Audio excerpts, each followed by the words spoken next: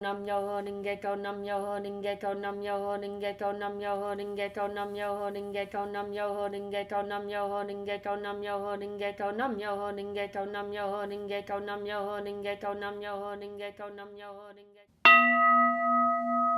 Welcome. This is Margaret, and this is the website where we take Buddhist philosophy and practice and apply it to the problems and concerns of everyday life.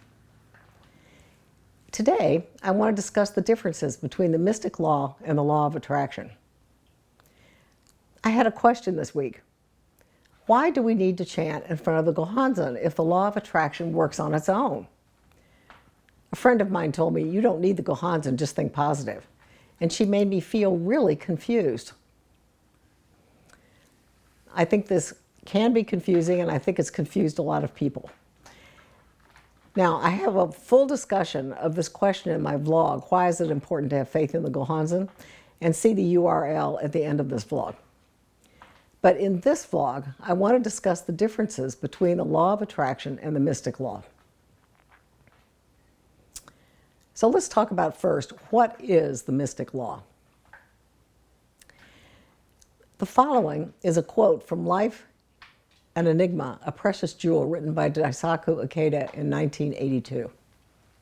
Quote, "In the innermost depths of all beings, there's the primal life force, and it causes living beings to live.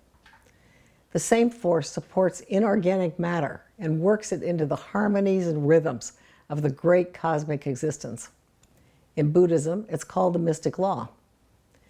When this force manifests itself in the physical world, it appears as the laws governing the inorganic world, which makes possible chemical compounds and controls the physical pulsations of the universe. In other words, the laws of physics, chemistry, and astronomy are simply particular phenomenal manifestations of the mystic law of the cosmos. Similarly, the life force constructs the world of spirit, creates intelligence, gives birth to conscience, gives force to urges and instincts, and thus creates all variations of mental and spiritual activity. It's what's called God in other religions, but it's different from God in that it's perfectly immanent within the cosmos and in human life. It's not a force outside the cosmos, it is the cosmos itself. The true nature of the cosmos and of life is the fusion into entity of the physical law of life and the spiritual law of life. This fusion is the process where life is created and made to spread out into the infinite." Unquote. The mystic law, then, is the primal power within all of creation. Now, let's look at what the law of attraction is. The law of attraction is one of the laws of the universe, not the intelligence within all of creation, the mystic law. The law of attraction says, quote, "That which is like unto itself is drawn," unquote. So the law of attraction responds to your thoughts and feelings and draws to you exactly what you've been thinking and feeling, as though you're a magnet. This is its function. It's the law underlying the Buddhist concept of oneness of life and its environment. I've actually discussed this in my vlogs where we talk about what are you projecting to the universe. In them, I examine what we're thinking and how that determines the results we're getting from chanting. The law of attraction responds to what you're projecting at the moment. President Ikeda discusses this in the Clear Mirror Guidance. Quote, "When you feel reluctant to recite the sutra or take part in activities, that state of mind is precisely reflected on the entire universe, as if on the surface of a clear mirror.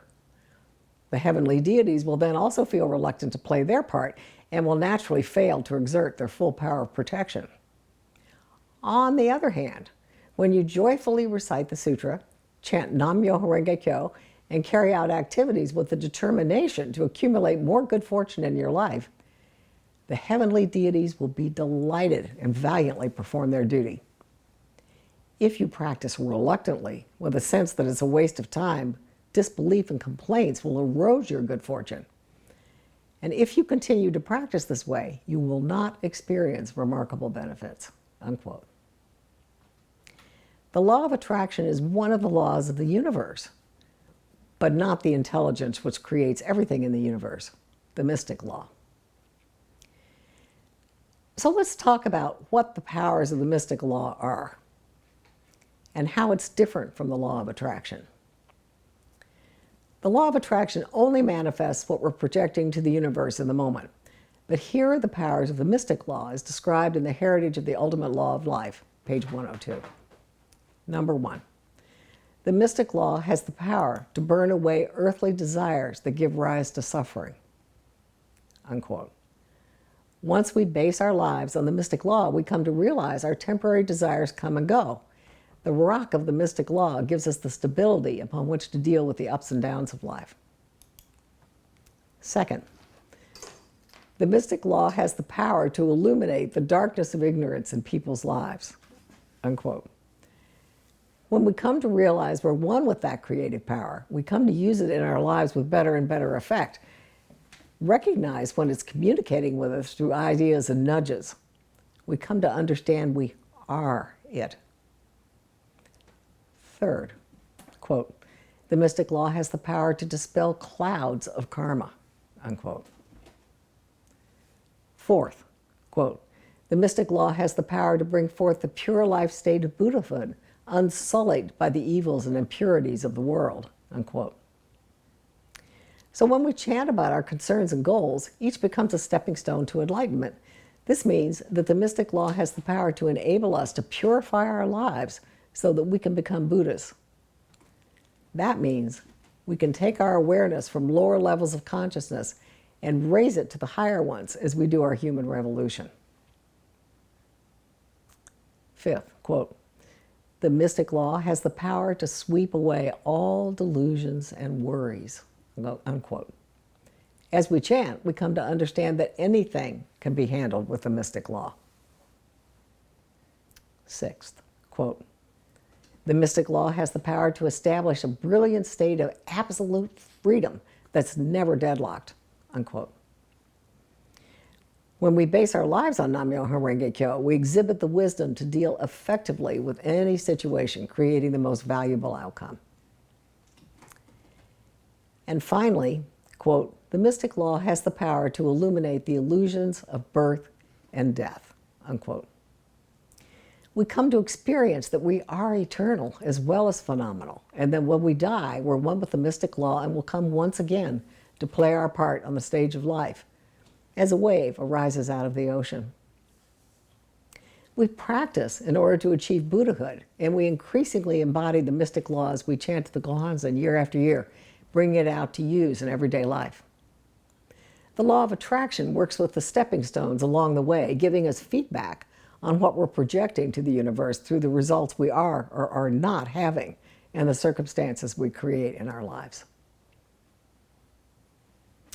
So, in summary, today we discussed the differences between the law of attraction and the mystic law.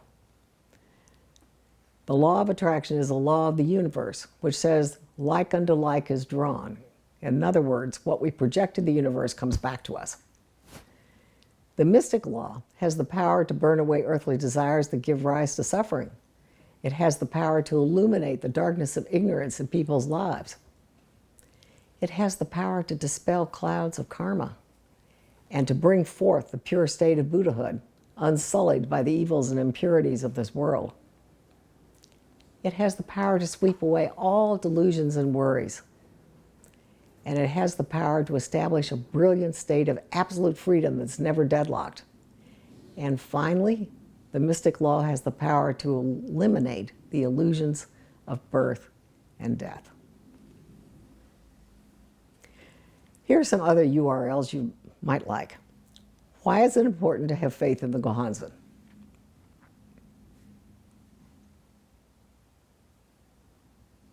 The second one, 5 things to consider if not getting results from chanting. And the third, do you know why your thoughts are so important?